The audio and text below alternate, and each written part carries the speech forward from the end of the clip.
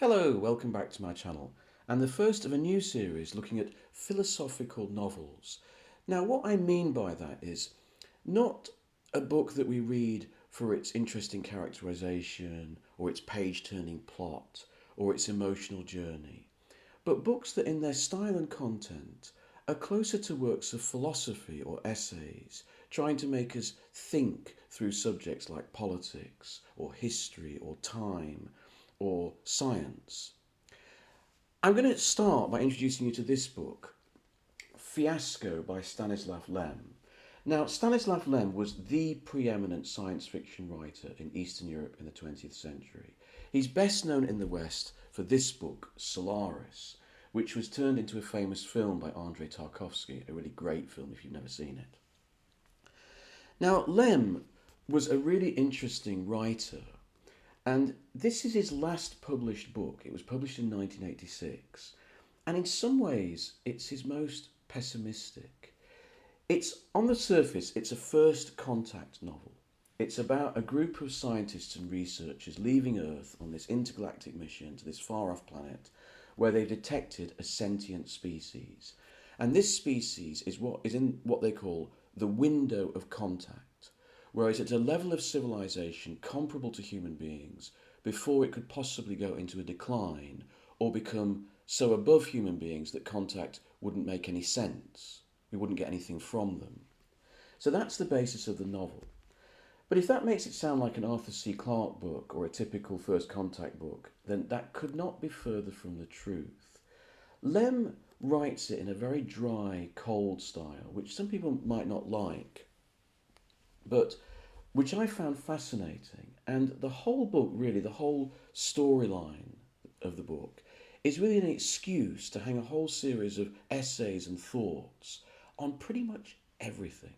Human history and evolution, psychology, AI, robots. He's very funny actually about AI. I like what he says about AI. He says, look, all these people are worried that we're going to devise computers that will have the minds of humans. But humans are so pathetically inadequate and imperfect that if we did design a computer that had human intelligence, it would be worse than useless anyway. So what are we worried about? I quite like that. In the end, there is a kind of HAL, 2001 style computer on board this ship that makes all the major decisions for the humans for them, but it has no sort of real human empathy. It can understand the psychology of the inhabitants on board the ship. It can even predict their psychological unravelling and their moods, but it can't really sort of think laterally in terms of humanity and emotions. So the book is almost a one-stop shop of looking at the world from the point of view of an intelligent philosophical mind in 1986. It gets a little bit bogged down when the crew actually get to this new sentient world, which seems to be inhabited by insects or these kind of strange creatures, maybe spiders. They find that this world is in a Cold War. It's in an endless war, rather like America versus Russia at the start of the 1980s. And this leads Stanislaw Lem to a huge disquisition on the absolute futility of this situation and how it will only lead to decline, which has, to a certain extent, made the book seem a bit outdated. But I think some of his arguments about the development of human history and development of human warfare and communication still hold true. What really interested me about this book when I started reading it was it struck me straight away. I think there is a discernible cultural difference between Eastern European science fiction and, say, American stroke British science fiction. And that is, the book starts, this pilot turns up at a way station on a moon of Saturn, and everything's a bit crap. Nothing works really well. The people on the station are rude to him. They're not really getting on very well. Everything's falling apart. There's a whole atmosphere of pessimism and shabbiness. And I don't want to spoil it, but what happens, for those people who haven't read the book, switch off now and come back later. But what happens is that the hero of the book, he finds out that this mission has gone missing. And the guy who was on the mission was one of his friends. So he sets out to find him.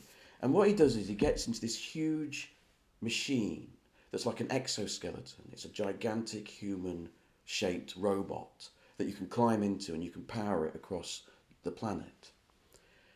And Lem spends most of his time looking at the nature of this planet.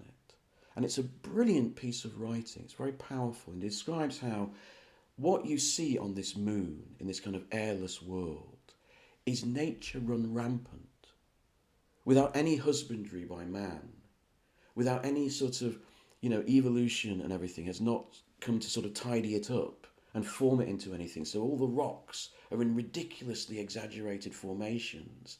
It's a nature that is beyond man, that is totally hostile or completely unaware of him. And he tramps into this great big sea of crystals and just dies. And that's the start of the book. I can't imagine any American science fiction book starting with something so relentlessly grim and pessimistic.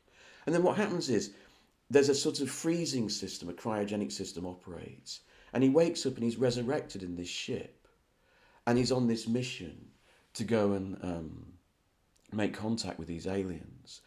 And at no point does Lem ever give any sign of hope that this contact will ever be fruitful for humankind. And constantly the book looks at the limits of human knowledge. So for example, when they get to this point, Lem says, well, let's look realistically at first contact. How on earth is that going to work? Here's a group of beings who are tooled up for nuclear war, can kill each other, are highly developed, got a highly sophisticated sense of language and everything. Then you've got another group of people who are exactly the same. How's that going to work? How is that going to produce anything but conflict or fear? And so it's a relentlessly pessimistic novel, but it's kind of fascinating in the way it builds up an entire philosophy that in some ways nature and the unknowability of the universe are always going to be against man, right? And this made me think that I was subtitling a documentary recently, a French documentary about the space race.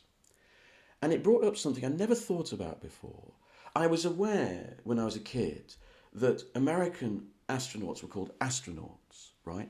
Astra, stars, going out into the stars. And Russians were called cosmonauts. And I thought that was just the Russians wanting to be different. But actually, no, it's about cosmism, which is a whole philosophy related. It built up in Russia from the sort of early 1900s. And it's almost a quasi-religious idea, philosophy regarding man and his relationship to the cosmos and how he will evolve. And in tandem, he will help evolve the cosmos with him. And so that's where you get astronauts and cosmonauts from. And there's two different ideas there. Astronauts is going out into the stars. It's about expedition. It's about travel and achievement. Cosmonauts is about going into the cosmos. Astronauts is going out. Cosmonauts is going in. It's almost as if mankind is finding the next stage of himself in the cosmos. It's exterior versus interior. And Fiasco is an interior novel. It goes out to another planet to talk to these beings, but really it's about going inside and excoriating every aspect of human existence up to this point. It made me think about this. I'm at the moment I'm reading Roadside Picnic by the Strugatsky brothers, who are the two most preeminent Russian science fiction writers, at least the best known in the West. And this was also made into a film by Tarkovsky, Stalker, which is even better than Solaris. And what interests me about this book is that a similar kind of idea is happening. Many years before this, there was an American book called Rogue Moon. I don't think, I've never heard anyone say this, but I think Roadside Picnic is sort of inspired by it. Now this book, it's brilliantly written. It's very relentlessly grim, quite a hard read, but it's very well written. And what the scientists discover on the dark side of the moon, they find this kind of weird alien artifact, like a great big black blob. They start to investigate it and they find that inside it's a labyrinth, right? And people get trapped. It's full of all sorts of traps. So they devise a system back on Earth. The hero is a scientist, and he devises this system of cloning people.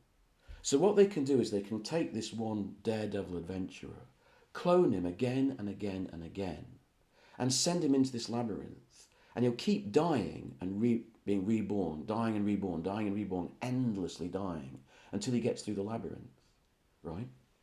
So it's like a metaphor for humanity's relationship to death. The book is about how this kind of relentless attempt to conquer death, and at the end of it, he gets through the labyrinth and it doesn't really lead anywhere. What's interesting about that is the hero is the scientist trying to beat death. So we go forward a few years to this book coming out of Russia. Now in this book, what has happened is aliens have visited Earth. They've visited 6 seemingly random sites. They don't interact with humanity at all. They just bugger off. They just leave. And they leave behind all these horrible things like slime and strange kind of artifacts that kill people. So the zones are cordoned off by the government. So again, you've got this idea of this kind of weird alien nature representing death, right? And there are these guys called stalkers, and they are kind of adventurers, freelancers, who will go into these zones illegally and try to pick up artifacts and sell them on the black market. And the book follows one of these stalkers as he tries to come to terms with the fact that because he has gone into the zone, he's become mutated, his DNA has become mutated, and he's had a mutant child, right? What's interesting about this is, Rogue Moon, we go out and we find death, an alien artifact on the moon, and it's about our restless attempts to conquer it. Here, it comes into us, the cosmos comes to us, it lands on Earth, it's completely random, right? And the whole thing is not seen through the eyes of a research scientist, but as someone who is actually becoming part of the zone, and the zone is becoming part of him, right? Cosmism versus astronautics. I can't help, maybe I'm seeing something that's not there, but, you know, I'm starting to see this. When I look, for example, at American science fiction, you know, you see the dynamism versus the pessimism of Eastern European science fiction. So, for example, a classic American sci-fi book might be Cities in Flight by James Blish, where in the future, the various cities of the Earth, they use anti-gravity technology to fly off into space, and they become their own sort of travelling kingdoms, and they go off and start mining and trading with each other. You know, it's the ultimate sort of book of exploration and positivism about, you know, conquering the universe. In a different level, you have what I think are the 2 best works of science fiction, American sci-fi pulp ever written. They're by a guy called Alfred Bester, who never bested these books. Sorry. The first is The Demolished Man, and this is set in the future where this, you know, big-time businessman, you know, kind of Elon Musk type character, he wants to kill one of his rivals, but the cops have now got telepathic powers, so they can detect a crime even before it's committed, a bit like Minority Report. But he is absolutely determined, and he'll do anything. He'll change his biology, he'll change his whole nature just to do it. It's a book about the ultimate power, the willpower of the human being, and how that can become successful, right? Secondly, this is one of my all-time favourite science fiction books ever. This is an incredible piece of pulp fiction. There's a new idea on every single page. And again, it's slightly based on the Count of Monte Cristo. And it's a wonderful story. This guy is a bit dumb. He's working as a kind of janitor on a spaceship. And there's a crash in space. And he's left on the hulk, the wreck of this spaceship floating in space. And he's desperately trying to survive. And he's on there for about 3 months, you know, with the last air remaining. A ship pulls up. And he's like, you know, help me, help me. And they just leave. We don't know if they've seen him or not. And it drives him insane. And he decides, I'm going to get revenge on those people. You know, he was in this crazy situation, but I'm going to get revenge. And he does, and he relentlessly pushes himself and drives himself He educates himself. He augments himself biologically. He changes himself into a Superman. By the end of the book, he's almost God. It's extraordinary. He cheats, swindles, corrupts, takes power, does everything he can just to get revenge. And in the process, he widens his consciousness and becomes more aware. It is the ultimate science fiction book about individual will conquering everything, right? Think back now to the pessimism of Stanislaw Lem. Think back to Roadside Picnic. You know, the zones that the aliens create are just crappy industrial yards. There's nothing special or beautiful about them. And all that the stalker is trying to do is resolve himself with that environment, not trying to conquer it. Again, let's look at, two major works of American and Russian science fiction. On the one hand, we have Tau Zero by Poul Anderson. Not one of my favourite novels, I'll be honest. But this is a book where it's this new ship that's been designed to travel faster than the speed of light, and it's going through space. There's an accident, and suddenly it starts accelerating so fast that they're just blasting through the stars. The ultimate astronauts. And they're just, they're going so fast that time, galaxies, whole worlds are dying around them, yet they still go on, they still succeed, right? It almost becomes a bit soap opera-y as these people on board the ship try to grapple with the fact that they're almost immortal. But you couldn't get a more, defining idea of the dynamism and willpower of human beings succeeding where nature and the cosmos around them is failing. Cut to Solaris by Stanislaw Lem, where they go to another planet, which is a giant ocean, an ocean which feeds into them. It goes inside them and pulls out their most deep-seated desires and dreams and makes them a reality. Again, that idea of Poul Anderson is going out, exploration, Solaris is going in. Look at those two covers. And I keep seeing that now whenever I flip between the two modes of science fiction. But for me, the most complete, most profoundly pessimistic, but also the most profoundly thought-provoking book of Eastern European science fiction I've come across is this. It's not Lem's most popular book, but I think it's his fullest and most powerful, and it's stayed with me. Thanks very much.